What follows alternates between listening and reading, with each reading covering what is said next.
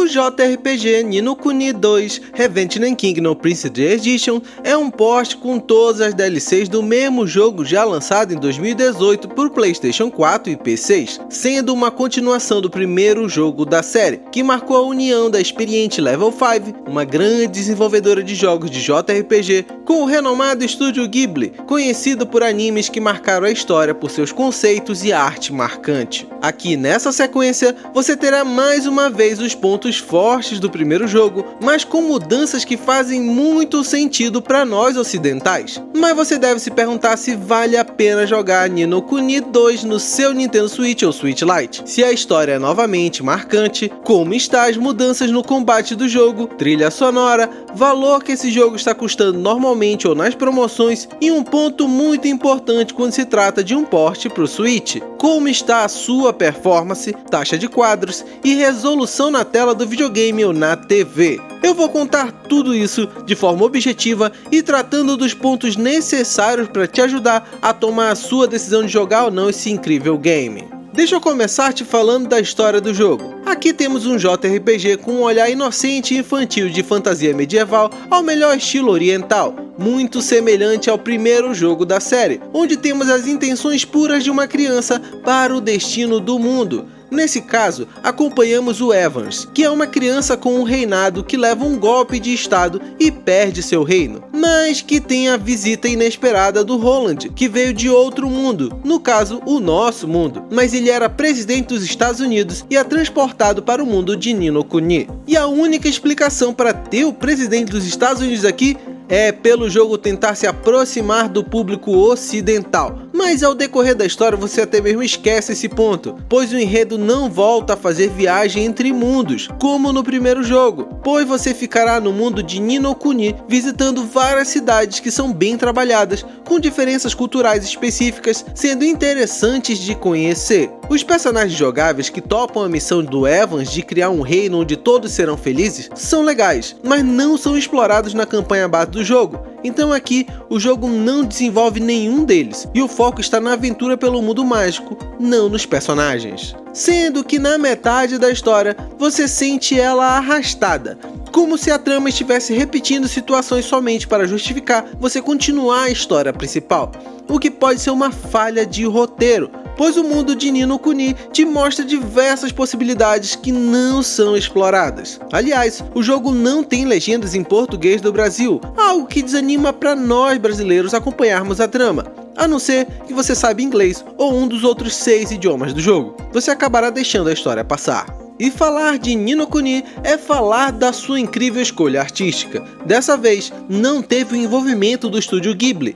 mas teve a mesma equipe do estúdio presente nesse jogo. Então você visualmente será transportado para cenas lindas, onde cenas não jogáveis, mas parecem um anime japonês grandioso, e as partes jogáveis são em 3D, que conseguem se aliar ao estilo artístico do jogo, sem criar diferenças entre gameplay e cutscenes. Mas vou deixar para falar da performance do jogo mais pra frente, pois ela bate de frente com a qualidade visual do jogo. Agora vamos falar do combate. Diferente do primeiro jogo, que tinha um estilo de combate por turno, com uma camada de tempo real e mascotes que mais pareciam pokémons, aqui temos o combate em tempo real, com botões dedicados a ataques rápidos, ataques pesados, esquiva, defesa, golpes especiais e espíritos ajudantes que você pode coletar pela aventura, ou fabricar eles no seu reino. Tudo funciona muito bem, mesmo com o ciclo repetitivo que irá se tornar, não fica cansativo ou enjoativo, já que você pode alternar seu personagem líder, ficando sempre divertido jogar com os diferentes personagens. Valendo citar que temos diversos monstros que exigem táticas diferentes, vários chefes e monstros com modificações, que são similares aos já vistos no mundo aberto, mas com bônus especiais que lhe fazem pensar um pouco mais. E esses monstros são mostrados no mapa antes dos combates, ficando visíveis seus nomes, níveis e mudando a cor da descrição para indicar a sua dificuldade, sendo os azuis os monstros que você está acima do nível deles. Esses nem mesmo vêm para cima de você. Monstros com nome branco estão num nível próximo do seu e vêm te atacar. Já os monstros com nomes vermelhos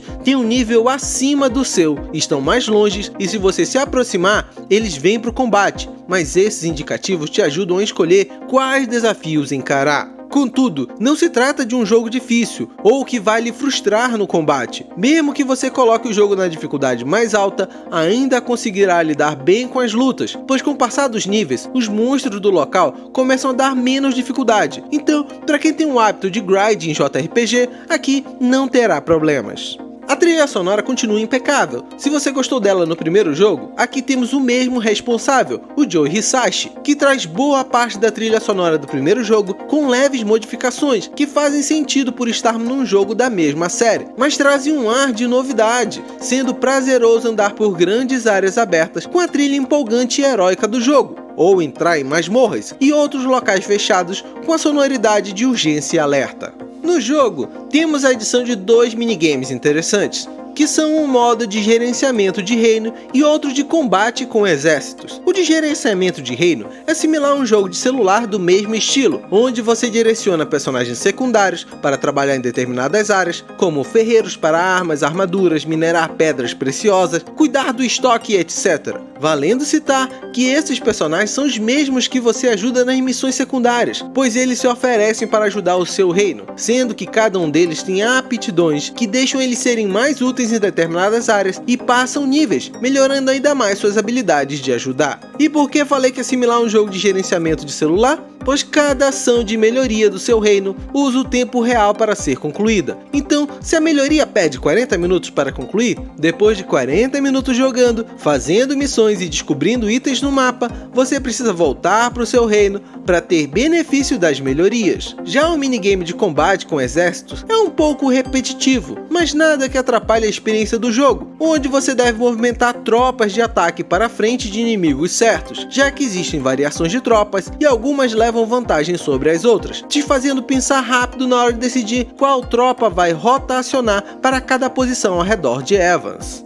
Vamos conversar sobre o ponto mais fraco desse jogo para nós no Nintendo Switch, a sua performance. No mapa aberto, você sente a terrível queda de frames que o jogo tem no Switch. Fica até mesmo desconfortável ao notar a grande queda que o jogo apresenta, podendo ser perdoada, pois não tem combate nesse modo, pois ao você encostar num monstro, você muda para o modo de combate, que tem os quadros por segundos estabilizados, na grande parte das vezes, com quedas raras, ficando a queda de frames no mundo aberto, onde você tem a movimentação, coleta de itens e avanço de descoberta de novos territórios no mapa. Mas esteja avisado, essa queda de frames é grande e não se resolve ao ligar o Nintendo Switch na dock, então é um problema que vai estar sempre presente, seja você dono de um Switch tradicional, Switch Lite ou OLED. Você também terá a sensação de oscilação de quadros por segundo nas cidades movimentadas, pois em vez de tentar estabilizar nos 30 FPS, você sente subir e descer o FPS, gerando uma sensação desconfortável, mas nada gritante. Já se tratando de resolução,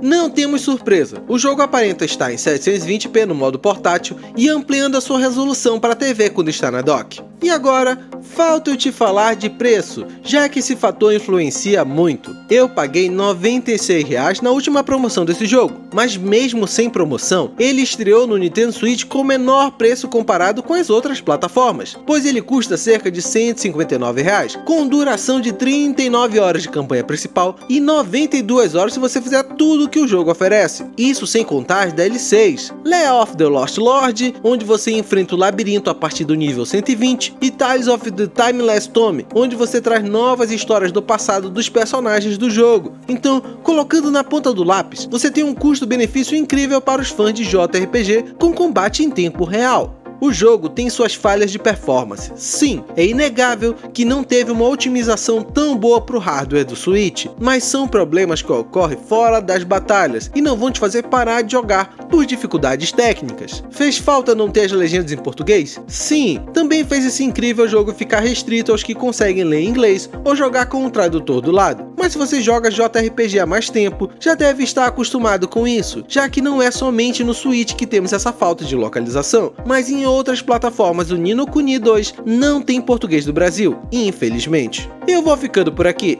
Você pretende jogar esse game no seu Nintendo Switch? Já jogou o Ni no Kuni 2? Deixa aqui nos comentários. Valeu pelo tempo que passamos juntos. Torço que tenha conseguido te ajudar. Do mais, vou te deixar outros 2 vídeos aqui do canal, pois toda semana estou por aqui para te ajudar. E acredito que algum desses vídeos vai tirar mais dúvidas suas no Nintendo Switch e Switch Lite. Abração e até mais!